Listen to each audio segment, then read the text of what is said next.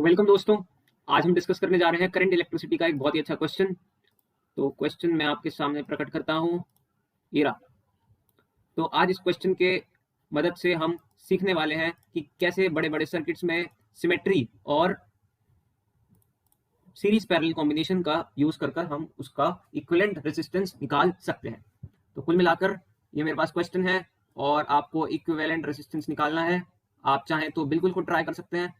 Video को अभी pause कीजिए और ट्राई कीजिए। अब इसमें जो कॉन्सेप्ट्स यूज होने वाले हैं वो है आपका सीरीज पैरेलल कॉम्बिनेशन और इक्विपोटेंशियल में रिडक्शन वगैरह और सिमेट्री वगैरह, ये सब यूज होने वाला है। इसमें बड़ा क्वेश्चन है, व्हीटस्टोन ब्रिज भी यूज होगा। तो प्रोसीड कीजिए वरना मैं करता हूं। अच्छा,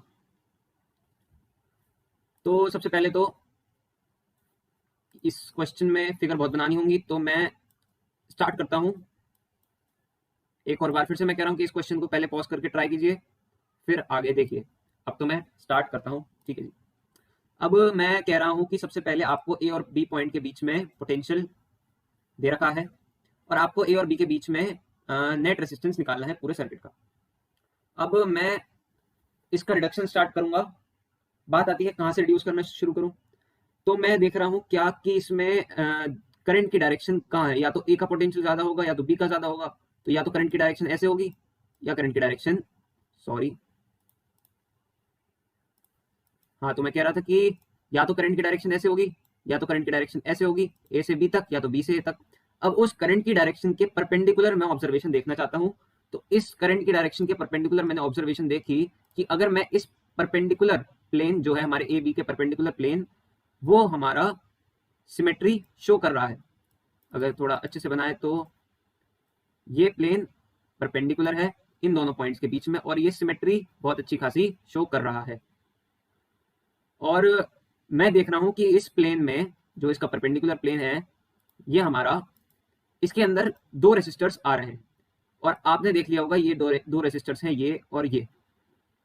करंट की डायरेक्शन के परपेंडिकुलर प्लेन में ये दोनों रेसिस्टर्स हमारे आ रहे हैं। अब मैं इन दोनों को खत्म कर सकता हूं एक रूल लगाकर। तो अगर आपको सिमेट्री का, परपेंडिकुलर एक्सिस ऑफ सिमेट्री का रूल पता हो, परपेंडिकुलर सिमेट्री का रूल पता हो, तो उसके अकॉर्डिंग अगर किसी करंट की डायरेक्शन के परपेंडिकुलर सिमेट्री है और उसके बीच में परपेंडिकुलर प्लेन में रेसिस्टर्स आ रहे हैं, तो मैं उन दोनों को नेग्लेक्ट कर सकता हूं। इसी रूल के अकॉर्डिंग मैंने इन दोनों रेसिस्टर्स को नेग्लेक्ट कर दिया। ये लीजिए, अब हमारे पास ये दोनों रेसिस्टर्स नहीं है, बचे हुए सर्किट को सिंप्लीफाई करना है अब बस। ठीक है, तो पहले स्टेप में हमने इन दोनों को रिड्यूस कर दिया। अब बात आती है बाकी सबकी। बाकी सबकी बात में हमने देखा कि इसी लाइन में दो रेसिस्टर और हैं हमारे पास, ये दोनों 5 वाले। ओके, दूसरे कलर से दिखाता हूं।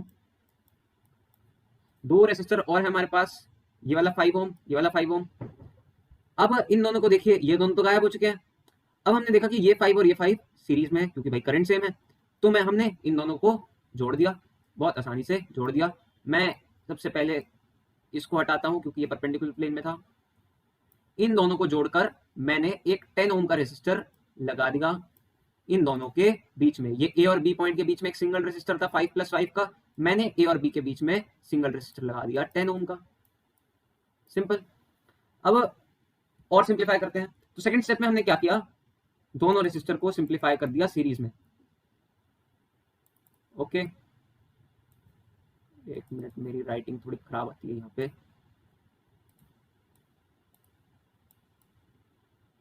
अब बात आती है आगे की। अब मैं थर्ड रिडक्शन में क्या करूंगा। अब मैं एक सिंपल ऑब्जर्वेशन क्या है कि मैं देख रहा हूं, इस फिगर पे ध्यान रखिए, ए और बी पॉइंट के बीच में इस थोड़े एरिया पर नजर रखिए। क्या आपको वही दिखाई दे रहा है जो मैं आपको दिखाना चाह रहा हूं? इस पूरे एरिया में क्या आपको एक बैलेंस्ड व्हीटस्टोन ब्रिज नजर दिखाई दे रहा है? अगर नहीं दे रहा है तो मैं आपको बना के दिखा देता हूं, कोई बात नहीं। कुछ इस तरीके से ये हमारे पास बीच में ये ए और बी पॉइंट है, यहाँ पर पॉइंट ए है, यहाँ पे पॉइंट बी है और इसके बीच में एक 10 ओम का रेसिस्टर मैंने लगा रखा है। यहाँ पर 5 है, यहाँ भी 5 है, 5 कुल मिलाकर ये एक बैलेंस व्हीटस्टोन ब्रिज है। बैलेंस व्हीटस्टोन ब्रिज में क्या होता है कि बीच वाले रेसिस्टर में पोटेंशियल डिफरेंस 0 होता है और करंट नहीं जाता है। तो ये वाला रेसिस्टर भी हम बहुत आराम से नेग्लेक्ट कर सकते हैं और सर्किट को फर्दर रिड्यूस कर सकते हैं सिर्फ और सिर्फ इन दोनों 5 वोल्ट्स में। तो कुल मिलाकर ये रेसिस्टर भी मैं हटा देता हूं जो मैंने इतनी मेहनत से बनाया था, अब ये मिट चुका है। तो कुल मिलाकर ये चारों रेसिस्टर्स गायब हो चुके हैं और फिगर हमारी रिड्यूस हो चुकी है, एक ही प्लेन में, एक सिंगल प्लेन में रिड्यूस हो चुकी है। तो मैं लिख देता हूं, मैंने थर्ड में क्या करा, इस रेसिस्टर को नेग्लेक्ट कर दिया व्हीटस्टोन ब्रिज से, व्हीटस्टोन ब्रिज से। ठीक है, अब फोर्थ पॉइंट में देखते हैं क्या कर सकते हैं हम। हमारी फर्दर फिगर रिड्यूस हो चुकी है जो मैं यहाँ पर अब बनाऊंगा। हाँ जी, हमारे पास एक सर्कल है, रुकिए,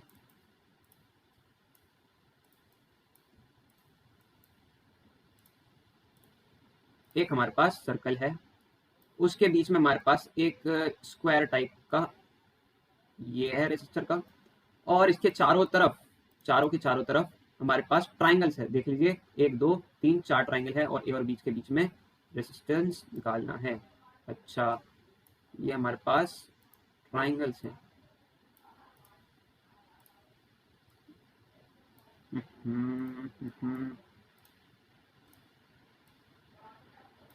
एक ये है,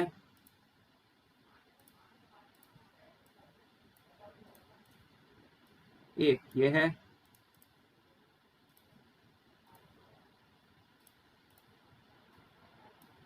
ऐसे कर करके जिसे बना देता हूँ यार।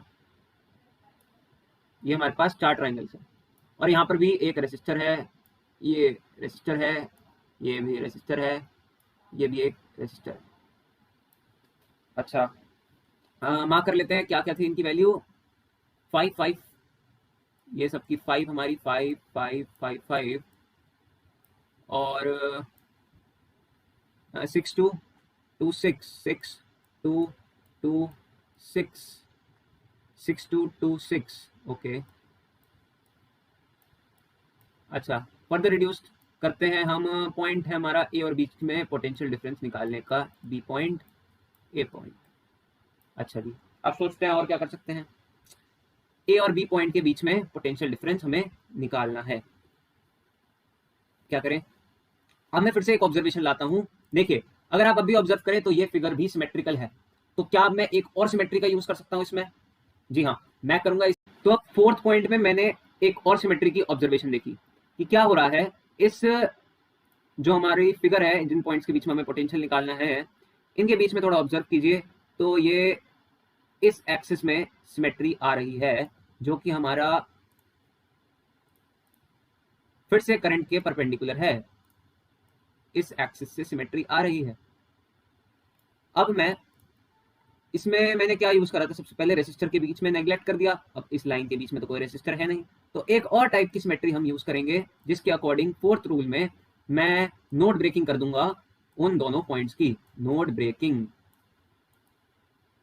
नोड ब्रेकिंग के अकॉर्डिंग मैं इन दोनों, जो हमारे ये दोनों नोड्स हैं, इनको मैं करंट के परपेंडिकुलर डायरेक्शन में क्योंकि है, तो मैं इन दोनों नोड्स को ब्रेक कर दूंगा और एक सिंपलर सर्किट में कन्वर्ट कर दूंगा। देखिए कैसे। अब ब्रेक करने के बाद कुछ फिगर इसकी थोड़ी इस प्रकार की बनेगी। यहां पर हमारा सर्कल है, सॉरी सॉरी सॉरी, यहां सर्कल है, और यहां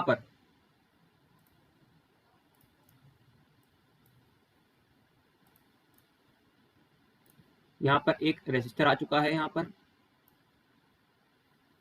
ध्यान से बनाएंगे, यहां पर गलती हो सकती है। तो ये दोनों नोड ब्रेक हो चुके हैं, दो ट्राइंगल्स हमारे इस पॉइंट के बीच में आ चुके हैं, तो दो ट्राइंगल्स हैं और ये दोनों एंड पे है, तो ये ट्राइंगल है और ये पॉइंट है हमारा ए। ऐसे इसी तरीके से बिल्कुल यहां पर हमने ब्रेक करा है और ये भी दोनों ट्राइंगल्स हैं। तो कुल मिलाकर हमने क्या किया, इन दोनों नोड्स को ब्रेक कर दिया और सर्किट हमारा सिंप्लीफाई हो गया।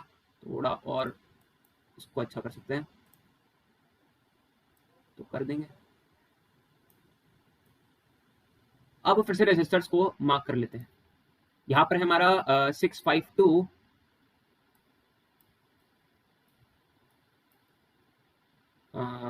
652,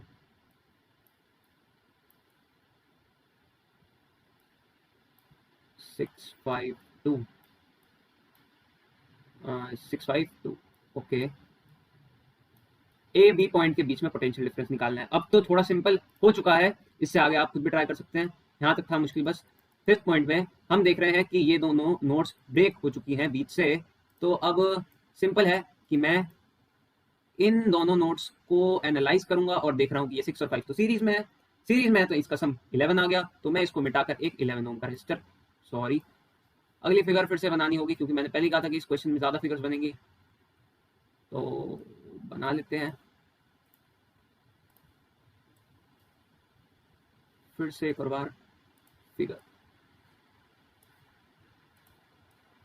अब हमारे पास फाइनली कुछ इस टाइप का नेटवर्क आ चुका है जो कि हम सिंप्लीफाई कर कर यहाँ पर लिख सकते हैं।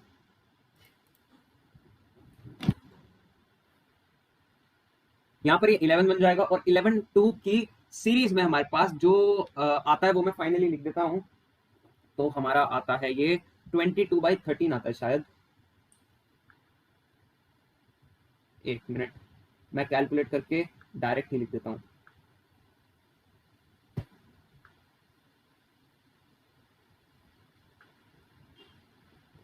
हाँ, तो नेटवर्क कुछ इस प्रकार का बन जाएगा कि अच्छा यहाँ पर ये 4 रेसिस्टर भी तो थे, सबसे पहले मैं इनको बनाता हूँ।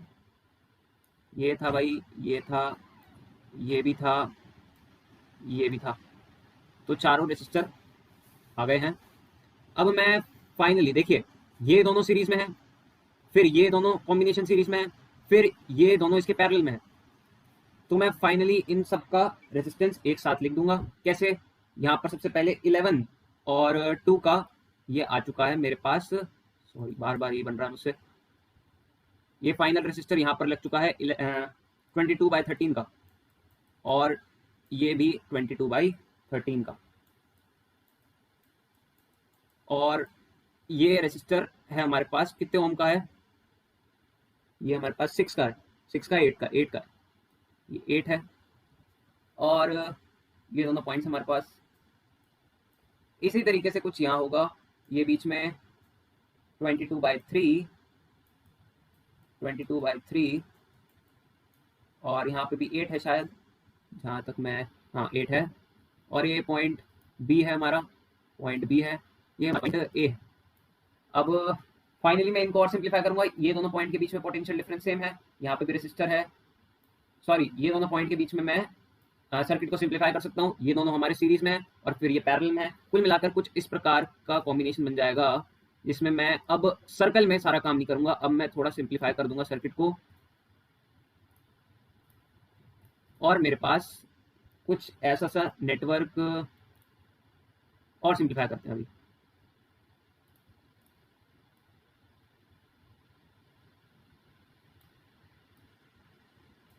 अब अगर आप इन दोनों को देखें तो मैं यहाँ पर 22/13 कुछ इस टाइप का है, यहाँ पे भी 22/13 है,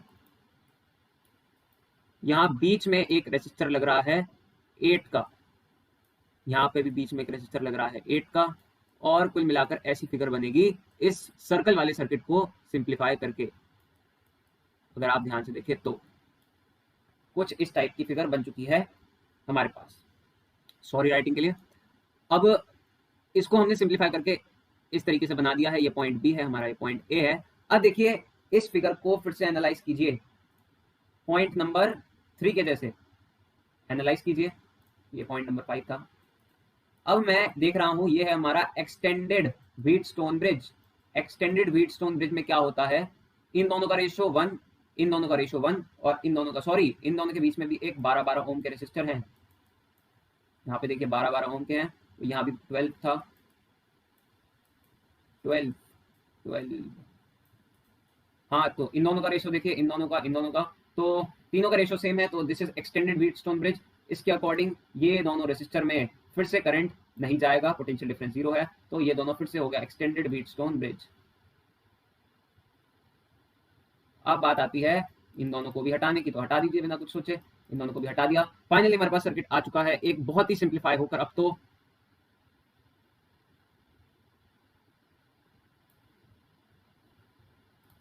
कुल मिलाकर हमारे पास क्या है, 22, 12 और 22/3।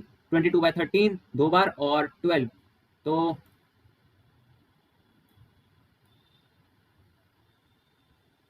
44/13 12, 44/13 12। अब बस सिंप्लीफाई कर लीजिए, ए पॉइंट बी पॉइंट, इन ये दोनों सीरीज में, ये दोनों सीरीज में और होल कॉम्बिनेशन। तो अब तो ये बिल्कुल सिंप्लीफाई हो चुका है। कर लीजिए कैलकुलेट। फाइनल आंसर मैं बता देता हूँ आपको। कैलकुलेट करने के बाद ये आ चुका है हमारा, ये आएगा आपका 100/13 या फिर 7.7 ऐसी टाइप का कुछ आएगा। तो मैं फिर से बताऊंगा मैंने क्या क्या किया। सबसे पहले मैंने देखा कि इस करंट की डायरेक्शन में सिमेट्री है, तो मैंने परपेंडिकुलर सिमेट्री के अकॉर्डिंग ये दोनों जो हमारे रेजिस्टर हैं इन दोनों को नेग्लेक्ट कर दिया। बीच में 5 और 5 का सीरीज में बचा था हमारे पास, जिसको हमने सम करके 10 लिखा था। 10 लिखने के बाद मैंने देखा कि ये दोनों पॉइंट्स के बीच में व्हीटस्टोन ब्रिज बन रहा है, तो इस 10 को मैंने इग्नोर कर दिया था और फिर से मैंने इस रेजिस्टर को नेग्लेक्ट कर दिया था। अब नेग्लेक्ट करने के बाद मैंने पूरी फिगर फिर से बनाई। 4th पॉइंट में मुझे और कुछ दिख नहीं रहा था, तो मैंने फिर से सिमेट्री चेक करी जो कि थी, और उस सिमेट्री के बीच में कोई रेजिस्टर नहीं आ रहा था। तो मैंने नोड्स देखी, नोड आ रही थी, उस नोड को ब्रेक कर दिया। नोड ब्रेकिंग से हमारे पास, सॉरी नीचे लिख रहा है, नोड ब्रेकिंग से हमारे पास सिंप्लीफाई होकर ये वाला सर्किट आ चुका है। इस सर्किट आने के बाद हमने इसको फर्दर सिंप्लीफाई करा सीरीज और पैरेलल लगा के, जहां पे हमारे इन दोनों पॉइंट्स के बीच में सर्किट सिंप्लीफाई हो चुका है और एक्सटेंडेड व्हीटस्टोन ब्रिज बन रहा था। उसके बाद हमने सिंपल इन दोनों को फिर से नेग्लेक्ट कर दिया है और कैलकुलेट करके ये वाला आंसर हमारा आ गया। तो इसी तरीके से आपको प्रोसीड करना है, भले कितना भी बड़ा हमारे पास ये पूरा कॉम्बिनेशन हो। आपको सबसे पहले सिमेट्री चेक करनी है, फिर सीरीज पैरेलल, बीच में व्हीटस्टोन ब्रिज भी। तो इससे ज़्यादा बढ़िया क्वेश्चन मुझे नहीं मिला इलस्ट्रेट करने के लिए करंट इलेक्ट्रिसिटी के सर्किट्स को। तो एंड करते हैं वीडियो को। अगर पसंद आई हो तो अच्छी बात है, और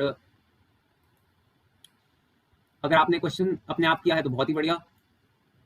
तो नेक्स्ट वीडियो में फिर से मिलेंगे कुछ ऐसे ही क्वेश्चंस के साथ। अगर आपको मजा आया हो तो कमेंट बॉक्स में जरूर लिखिए। Bye bye.